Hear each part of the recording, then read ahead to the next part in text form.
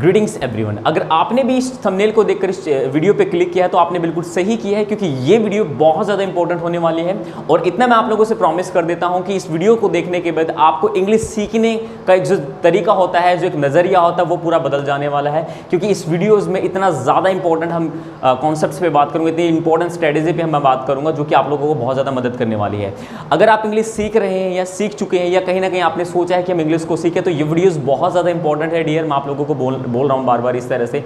हमारा एम सिर्फ लोगों को एक अच्छी तरह से जो स्ट्रैटेजी होती है लैंग्वेज को सीखने की और समझने की, वो चीज़ें रहती हैं। और आप देखोगे इस वीडियो को देखने के बाद आप लोगों को लगेगा कि राइट, ये बिल्कुल सही मेथड है। क्योंकि ये मेथड जो है आप लोगों को ध्यान में रखकर ही 5 साल की रिसर्च करने के बाद, मेरे पूरी ट्रेनिंग सेशंस को अटेंड करने के बाद जो मैंने फील किया है, जो मेरा एक्सपीरियंस रहा है, उस एक्सपीरियंस को मैं आप लोगों के साथ शेयर करूंगा, जो भी बहुत ज़्यादा इंपॉर्टेंट आप लोगों के लिए होने वाला है।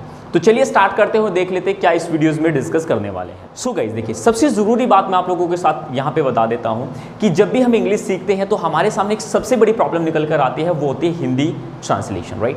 जब भी हम हिंदी ट्रांसलेशंस की बात करते हैं तो हमें ये चीज़ सिखाई जाती है कि आप हिंदी से चीज़ों को डेवलप करने की कोशिश कीजिए। ता हैं, ते हैं, डूडस, गा, गे, गी, विल, इस तरह की चीज़ें हमारे सामने, सकता, सकते, राइट, कैन, इस तरह की चीज़ें हमारे सामने रख दी जाती हैं। बट आप लोगों ने कभी सोचा है कि क्या ये चीज़ें हमें हेल्प करती हैं? आई एम श्योर आप लोगों का आंसर होगा ये, यस सर, ये हमें मदद करते हैं। बट ये मैं आप लोगों को एक बहुत कड़वा सच यहाँ पे बताना चाहूँगा कि ये आपकी हेल्प तो करते ही हैं, बट आपका उससे ज़्यादा लॉस करते हैं। हर एक चीज़ें मैं आपको प्रैक्टिकल एग्जाम्पल से यहाँ पे बताऊँगा कि ऐसा मैं क्यों बोल रहा हूँ। आप लोगों ने देखी होगी कि ये जो सेंटेंसेज हम बोलते हैं, तो आप लोगों ने देखा होगा कि हमारे माइंड में एक फिल्टर आता है, राइट। एक फिल्टर आता है और वो फिल्टर जो होता है हमें इंग्लिश सेंटेंसेस तो फॉर्म करना सिखा देता है। बट जब हम बात करते हैं फ्लुएंसी की, जब हम इंग्लिश को फ्लुएंट बोलने की बात आते हैं, तो हमें बार बार हिंदी का सहारा लेना पड़ता है, बार बार वो चीज़ें सोचनी पड़ती हैं। और इस तरह से ये चीज़ सोचने में इतना टाइम लग जाता है कि हमारी फ्लुएंसी को इंप्रूव करने में बहुत ज़्यादा प्रॉब्लम आती है। जो लोग इंग्लिश सीख चुके हैं, जो सेंटेंसेस बना लेते हैं, वो मेरी बात को बहुत अच्छी तरह से समझ पा रहे होंगे। मेरी बातें, ये मोहब्बत भरी कहानी आप लोगों के दिल तक पहुँच रही होगी, इतना मैं आप लोगों से कह सकता हूं। मैं आप लोगों को यह समझाने की कोशिश कर रहा हूं कि ये जो मेथड है, देखिए मैं गलत नहीं कहूंगा इस मेथड को, क्योंकि कोई भी चीज किसी के लिए गलत नहीं होती है, ठीक है ना। वो कहते हैं ना कि कोई भी वेस्ट फूड सबके लिए वेस्ट नहीं होता, किसी के लिए वो डिश भी हो सकता है जिसको खाना नहीं मिलता है। तो उसी तरह से हर एक मेथड हर एक स्टूडेंट्स के लिए खराब नहीं होता है, ये मैं आप लोगों को समझाने की कोशिश करूंगा। क्योंकि मैंने जो ट्रेनिंग सेशंस में जो फील किया है, जो मैंने जाना है, वो मैं आप लोगों के साथ शेयर कर रहा हूं। डियर देखिए, आपको क्या लगता है कि क्या इंग्लिश को हिंदी को देखकर बनाया गया है? नहीं ना। तो आप कैसे सोच सकते हैं कि इंग्लिश जो है वो हिंदी के सहारा लेके हम चीज़ों को सीख पाएंगे? देखिए, आप लोगों को मैं यहाँ पे बताने की कोशिश करूँ, या आप इंग्लिश को एज ए लैंग्वेज सीख रहे हैं, या फिर इंग्लिश को आप किसी भी गवर्नमेंट एग्जाम्स के लिए प्रिपेयर कर रहे हैं। अगर आप लैंग्वेज को सिस्टमेटिकली सीखते हैं, उस जैसे वो उसका बिहेवियर है, जैसा उसका नेचर है, उस तरह से अगर आप उसको सीखते हैं, तो मेक श्योर कर लें आप कि उस लैंग्वेज को आप बहुत अच्छी तरह से सीख पाएंगे और उसमें आपको बिल्कुल भी प्रॉब्लम नहीं होने वाली।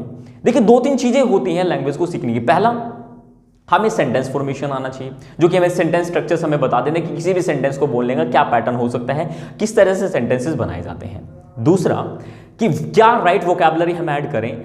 अब देखो, कई बार ऐसा भी होता है कि लोग स्टूडेंट्स हमें कुछ इस तरह के सजेशन मिलते हैं, न्यूज़पेपर पढ़ना स्टार्ट कर दो भाई, एक वर्ड याद करो, 365 एक साल में 365 वर्ड्स हो जाएंगे, फला फला सो। ये सारी की सारी बातचीतें हमारे सामने रखी जाती हैं।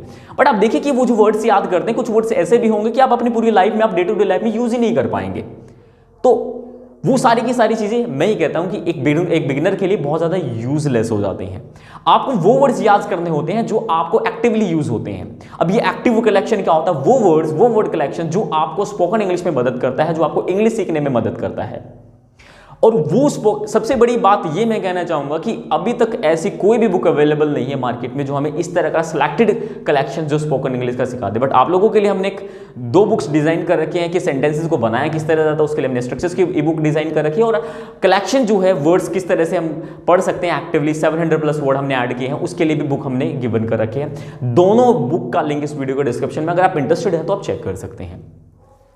तो डियर, आप लोगों को ये जब 2 चीजें आ जाएंगी तो आप किसी भी सेंटेंस को इजीली फॉर्म कर पाएंगे। बट मैं आप लोगों को बता दूं, देखो मेरा यहाँ पे कोई भी टारगेट आप लोगों को बुक सेल करने का नहीं है, राइट। अभी इस वीडियो को कंप्लीट देखना, क्योंकि अगर आप इसको स्किप करके जाएंगे तो जो मैं बताना चाहता हूं वो स्किप हो जाएगा डियर।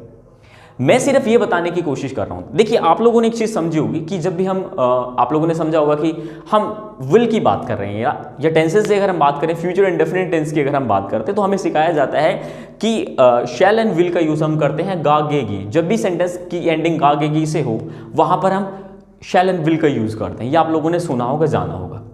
बट मैं आप लोगों को बताता हूं कि क्या ऐसा कहना पॉसिबल है? क्या हर जगह भी ये चीजें अप्लाई होगी?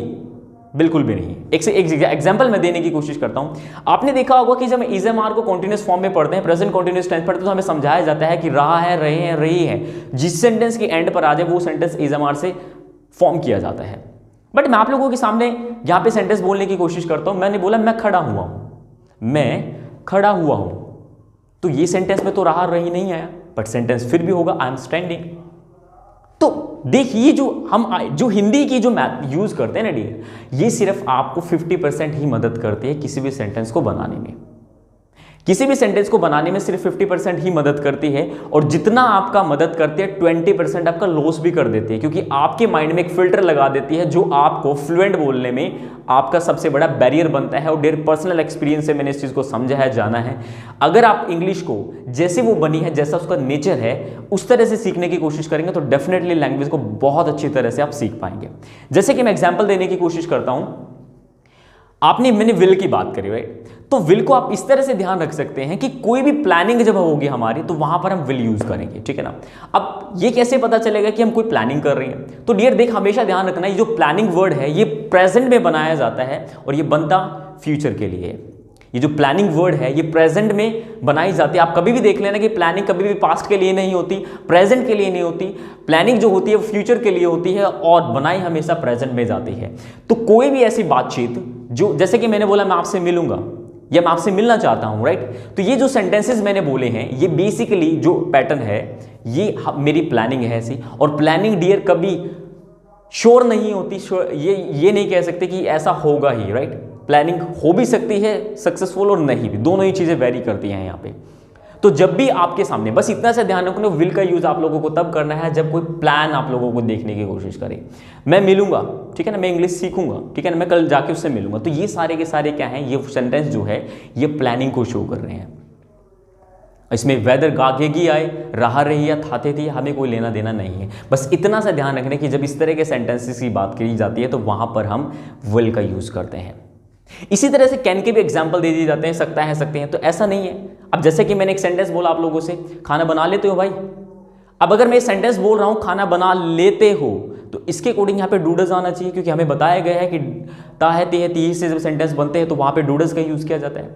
बट ऐसा नहीं है, क्योंकि सेंटेंस को हमें ये देखना होगा कि सेंटेंस कहना क्या चाहता है। सेंटेंस खूबसूरत सा होता है जो आपको बोलकर कहता है कि मैं समय हूं, ठीक है। तो वहां पर आपको ये कहता है कि मैं जो हूं, मैं किस तरह से सेंटेंसेस बनेगा और भाई मैं किस चीज से बनाया जाऊंगा, वो आपको सेंटेंस ही बताता है। अगर मैं ये सेंटेंस आप लोगों से बोल रहा हूं कि क्या आप खाना बना लेते हैं, तो मैं आपसे आपकी एबिलिटी के बारे में पूछ रहा हूं कि क्या आपके अंदर एबिलिटी है खाना बनाने की। आप लोगों ने देखा होगा कि लैंग्वेज को जो मैंने फील किया है डियर, हो सकता है कि मैं सबसे डिफरेंट बात कर रहा हूं, क्योंकि काफी यूट्यूब चैनल अवेलेबल है, बड़े बड़े चैनल है जो पढ़ा रहे हैं। देखो, मैं किसी को गलत नहीं कहूंगा, बट मैं आप लोगों को इतना कह रहा हूं कि आपकी स्पीकिंग में सबसे बड़ा बैरियर बनेंगे जो बेसिक लर्नर, शायद उनको मेरी बातें ये समझ में नहीं आ रही, बट जो इंग्लिश सीख चुके हैं, जो एक सेंटेंस को बना पा रहे हैं बट फ्लुएंट नहीं बोल पा रहे, उनकी सबसे बड़ी प्रॉब्लम रहेगी डियर। और उसको आपको रिमूव करने में पूरा एफर्ट्स आपकी जी जान लगेगी, तब जाके आप उसको रिमूव कर पाओगे। तो सही मेथड क्या हो सकता है सीखने का? देखिए डियर, मैं एक आप लोगों को बहुत अच्छी बात बता देता हूं कि इंग्लिश कभी भी रूल रेगुलेशन से बंधी नहीं है। इसमें कोई भी रूल नहीं है। काफ़ी बड़े बड़े राइटर, काफ़ी लोगों से जब मैं मिला, कुछ सक्सेसफुल लोगों से मिला, तो मैंने एक चीज़, मेरा हमेशा से क्वेश्चन रहता था उनसे कि सर, क्या जब आप कोई बुक लिखते हैं या कोई भी आप पोइट्री लिखते हैं या कोई भी आप लेसन या कोई भी चीज़ आप लिखते हैं, कोई भी लाइन लिखते हैं इंग्लिश में, क्या आप ये चीज़ें ध्यान रखते हैं कि रहा है, रही है, या आर्टिकल के कॉन्सेप्ट, ये इतने रूल रेगुलेशन को आप ध्यान रखते हैं? तो उनका एक आंसर था डियर, और वो आंसर मैं आप लोगों के साथ शेयर करना चाहूँगा। वो ये कहते थे कि नहीं। तो मैंने बोला कि सर आप लिखते कैसे हैं?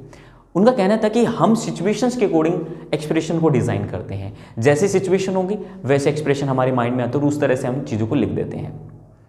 अब मैं आप लोगों को एक और चीज़ें बताता हूँ।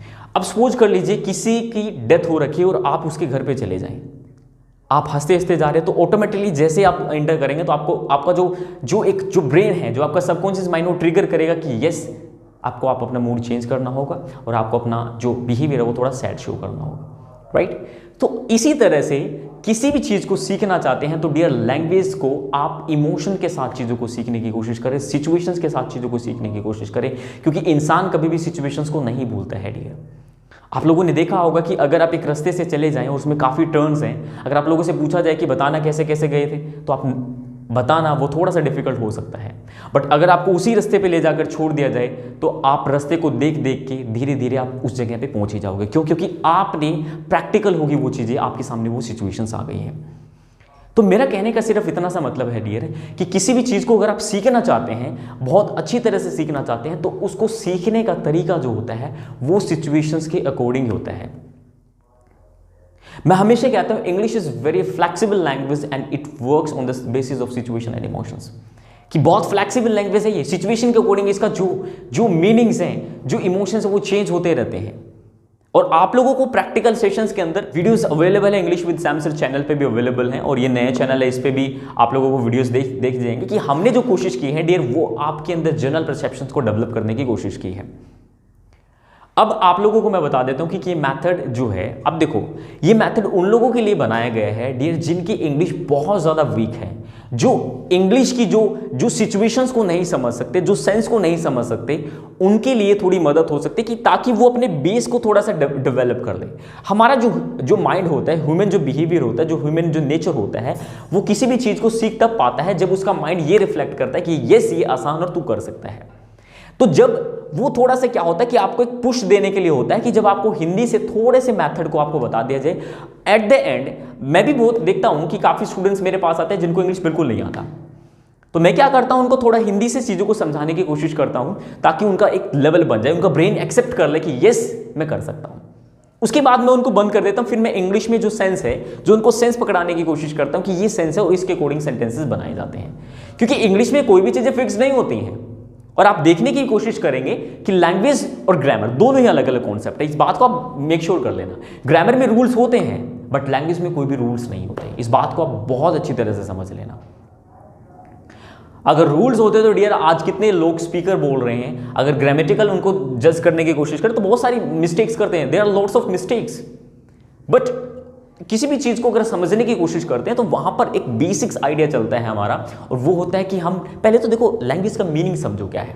लैंग्वेज का मतलब होता है टू एक्सप्रेस ह्यूमन, आप कह सकते हैं व्हीकल ऑफ ह्यूमन एक्सप्रेशन होता है। किसी भी लैंग्वेज को अगर हम बोलते हैं, जैसे व्हीकल है one place to another place पे हमें ले जाने का काम करता है, ठीक उसी तरह से हमारे भाव, हमारे विचार, हमारे थॉट्स को एक पर्सन से दूसरे पर्सन तक ले जाने की लैंग्वेज सोर्स बनी है हमारी।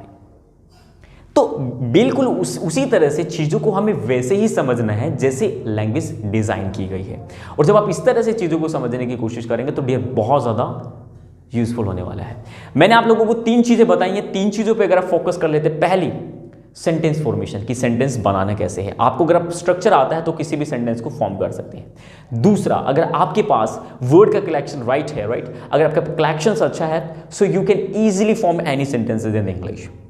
आपके पास अगर सेंटेंस फॉर्मेशन के राइट वर्ड है, एक्टिव वोकैबुलरी जो स्पोकन के पॉइंट ऑफ व्यू से बनी है, so definitely it will help you.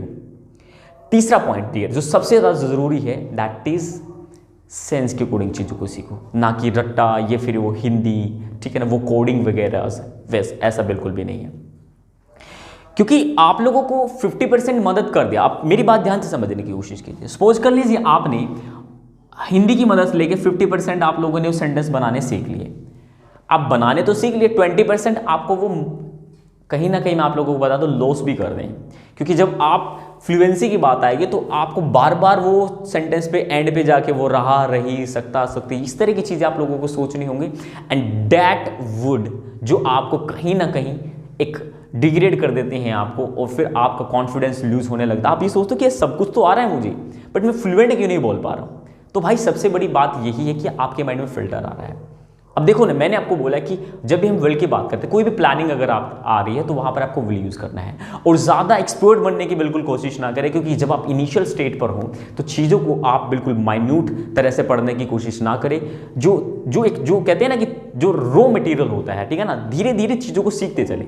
एक बार आप बेसिक्स को कर लें, फिर अब जितना आपको डेप्थ में जाना आप जा सकते हैं, क्योंकि लैंग्वेज जो है डियर वो एक सागर है, और इतना बड़ा सागर है, ठीक है ना, इसमें आप डूबते चले जाओगे, बट आप लोगों को एक जो कहते हैं ना एक एज बिल्कुल भी नहीं मिलेगा।